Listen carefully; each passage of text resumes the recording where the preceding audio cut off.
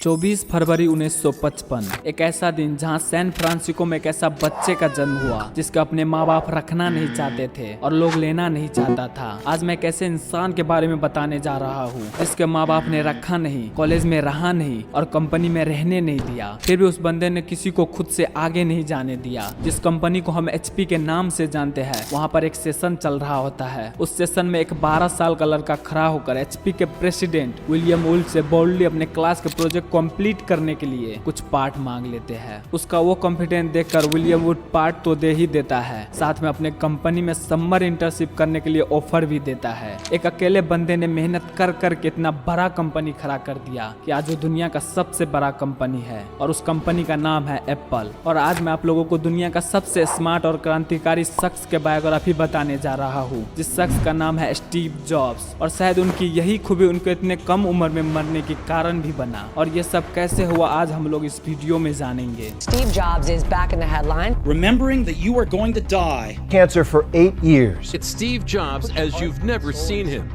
I never graduated from college. Steve Jobs, the visionary founder, I was diagnosed with cancer. has died at the age of 56. The penalty for failure. Steve jobs का जन्म 24 फरवरी 1955 में America के San Francisco में हुआ। उसका वास्तविक name Steve Paul jobs था। उसका पिता का नाम अब्दुल जलनादी और माँ का नाम जुनैन। ये दोनों शादीशुदा नहीं थे, इसलिए उसने बहुत मुश्किल से एडॉप्टेशन के लिए दे दिया एक वर्किंग कपल को, जिसने अडॉप्ट किया। उस कपल का नाम था Paul jobs and Clara jobs. छोटी उम्र से ही स्टीव जॉब्स पढ़ाई में बहुत माहिर थे। बस 4-5 साल की उम्र में वो कंप्यूटर को समझ चुके थे। जब क्लास जाते तो टीचर भी बोलते तुम इस क्लास के बच्चे नहीं हो, 2-3 क्लास आगे जाकर पढ़ाई करो। एक्चुअल में वो ज्यादातर वक्त अपने पिता के साथ गैरेज में बिताया करते थे। उसी वक्त उसने पुरानी चीज को जोड़कर नया चीज बनाना सीखा था और धीरे धीरे इलेक्ट्रॉनिक उसका शौक बन गया। थोड़े दिन के बाद किसी कारण उसका पिता का सैन फ्रांसिस्को से शिफ्ट होकर लॉस एंजलिस कैलिफोर्निया जाना पड़ा। वहाँ उसका admission home stead high school में कर दिया गया, जहाँ उसका मुलाकात स्टीव वोजनियाक से हुआ, जो आगे चलकर एप्पल कंपनी में साझेदार भी बने। वोजनियाक का दिमाग भी काफी तेज था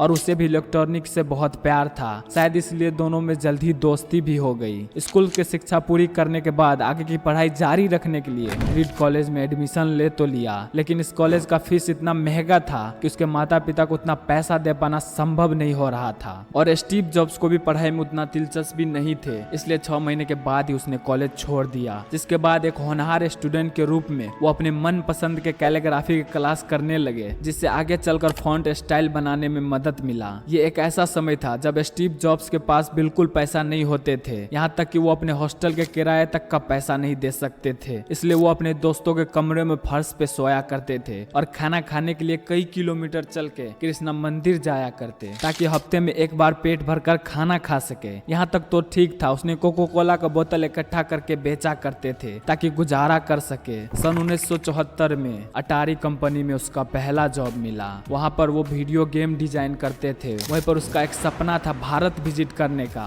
और उसने किया भी। भारत आकर उसने 7 महीने बिताए, फिर से वापस चले गए। वही बीच एक बार स्टीव के दोस्त वोजनियाक ने एक हैकिंग डिवाइस ब्लू बॉक्स लेकर उसके पास आए, जिसके जरिए लोग मुफ्त में अनलिमिटेड इंटरनेशनल कॉल कर सकते थे। उसे देखकर स्टीव और उसके दोस्त ने मिलकर खुद के ब्लू बॉक्स बनाना शुरू कर दिया और बेचने भी लगा। इससे वो दोनों खूब पैसे भी कमाए और वो दोनों मिलकर फैसला किया कि अब हम लोग कंप्यूटर बनाएंगे। और आगे जाकर ये फैसला सही साबित भी हुआ। वो दोनों एक छोटे से अपने पापा के गैरेज से शुरू किया और अपने जुनून को हकीकत में बदल दिया। उस वक्त स्टीव की उम्र सिर्फ 21 साल के थे और एक छोटे से गैरेज में उसने एप्पल 1 बनाए। ये कंप्यूटर आज के मॉडर्न कंप्यूटर से बहुत अलग था। न इसमें कोई स्क्रीन था, न ही कीबोर्ड। ये सिर्फ एक किट की तरह था, लेकिन इसमें एक फायदा था, लोग इसे अपनी तरह से कस्टमाइज कर सकते थे। उस समय स्टीव जॉब्स सिर्फ इन्वेस्टर को ढूंढता फिरते थे और उनका दोस्त सारा काम संभाला करते। वहीं कुछ दिन के बाद स्टीव जॉब्स ने एप्पल 2 को लॉन्च किया, जिसे पर्सनल कंप्यूटर भी बोला करते थे। और ये कंप्यूटर स्टीव जॉब्स को जमीन से आसमान तक पहुंचा दिया। इससे उसने $118 मिलियन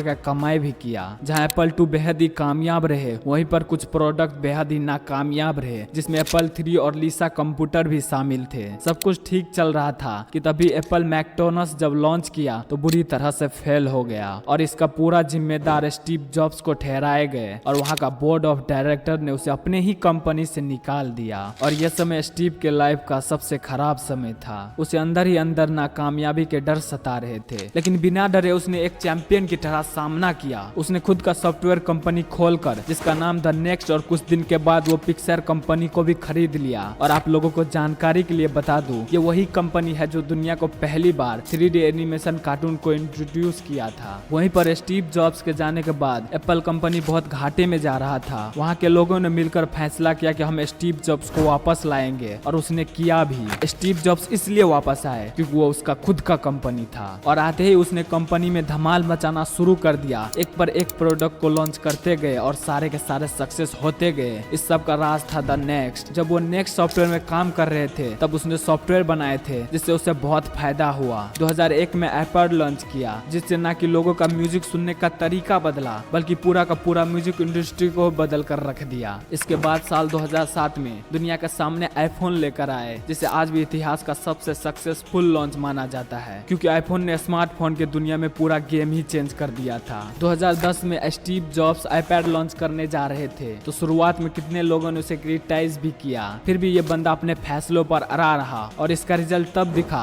जब आईपैड का लॉन्च होते ही करीब 28 दिन में स्टोरी बनाते हुए आईपैड का 1 मिलियन यूनिट सेल हो गया, और ये एक वर्ल्ड रिकॉर्ड भी बना। दोस्तों, ये ना ज्यादा पढ़ा हुआ था ना इसे कोडिंग आता था, फिर भी ये टेक वर्ल्ड में एक रोल मॉडल बन गया सिर्फ इसके जिद और पागलपन की वजह से। अब धीरे धीरे उसका हेल्थ बिगड़ने लगा क्योंकि स्टीव जॉब्स को 2003 में ही कैंसर हो गया था। कई साल लड़ने के बाद वो उसे हरा नहीं पाए और 5 अक्टूबर 2011 में दोपहर के 3 बजे उसका देहांत हो गया।